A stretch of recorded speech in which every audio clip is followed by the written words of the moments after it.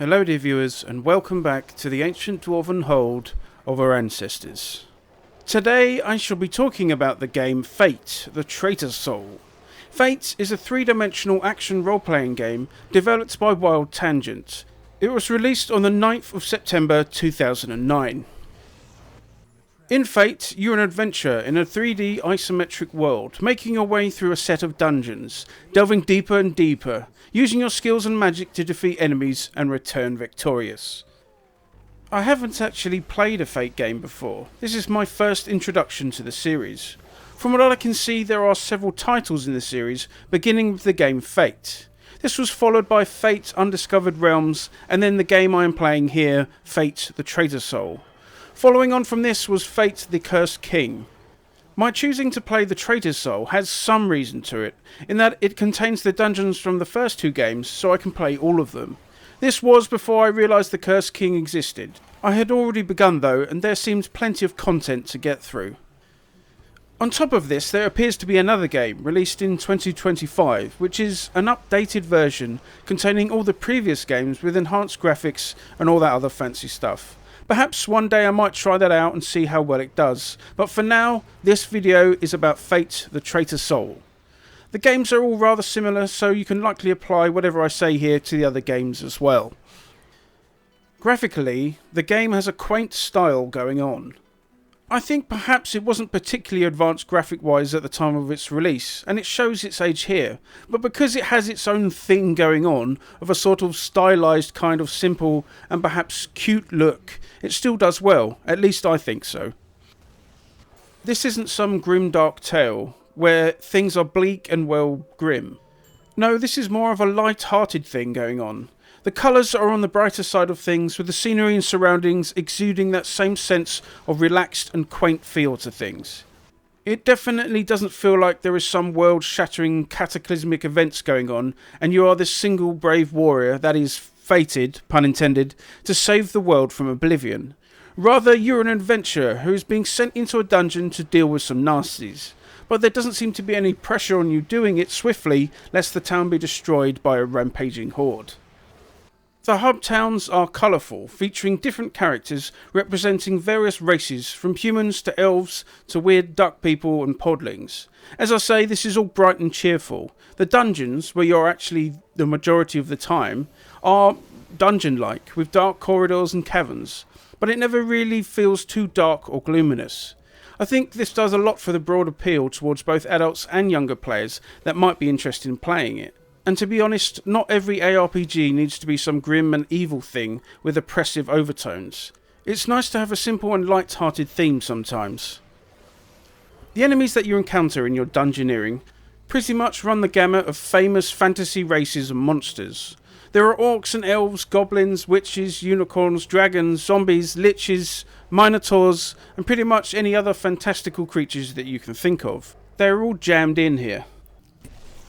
Running wise, it went smoothly on a modern machine, and although you can't do a lot settings wise, I got on with it rather well. I tend to alt-tab a fair amount, but the game didn't seem to mind this.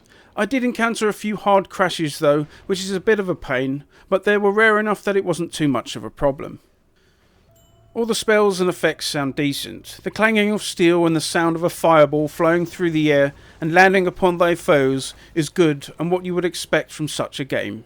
Spells thundering down sound meaty. The background music I quite liked actually. It is catchy and pleasant, getting stuck in my head several times, which is always a good sign, I think. There isn't much in terms of dialogue between you and the various NPCs in the game. They will just give you a quest and the text will come up in your quest log. There are a few storyboard moments where the text is running with the narrator reading the words as they come. Besides this, it is a quick word from whatever NPC you speak to before giving a quest in text form or opening up a shop screen. The overall game loop of Fate involves you delving into a dungeon and fighting the enemies within, collecting loot and then heading back to base and selling stuff and or tweaking items and such. This is of course the main loop that you will find in pretty much any ARPG such as this. It is the general way of things and that is fine. What a game of this ilk must strive to do is to make that loot, as simple as it is, as interesting and satisfying as possible. Is it good fun to run about the place destroying one's foes while having some handsome loot dropping? Is it exciting to get gear upgrades? And do they have an impact on your character in some meaningful way?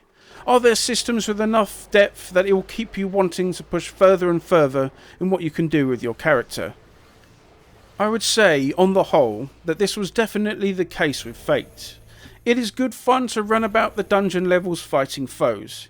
Usually, nearly always in fact, I play some sort of melee character, but in Fate I went with a spellcaster.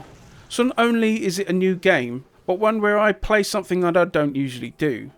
I used mostly fire spells, and they were certainly satisfying to fire off at baddies, with some of the more powerful ones being quite impressive in their spectacle. I would recommend that if you go for one of the later versions with several dungeons, then don't spend too much time in the Gove one, as it took this old dwarf quite a while to realise that dungeon seems to be infinite and didn't appear to have an end, or at least one greater boss that you're supposed to kill. The spells that you make use of are tied to the right mouse click, with the left click being for swinging a weapon at a foe and movement. The space bar is for a special attack that I didn't use much.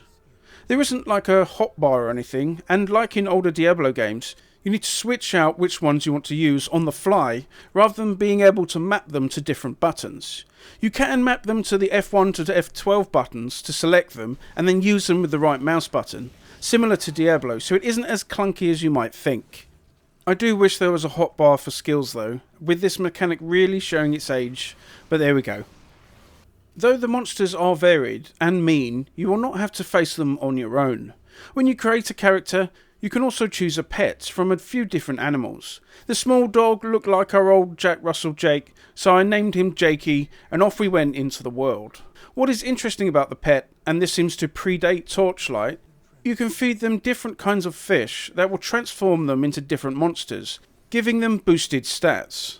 Fish are, as you might have guessed, found by doing some fishing at fishing holes that can be found in the dungeons and sometimes in the town. This adds an extra layer of gameplay, and you have someone to keep you company as well. On top of my faithful companion, I had some summoning spells which I made use of to have more things in the way to reduce how often I took damage.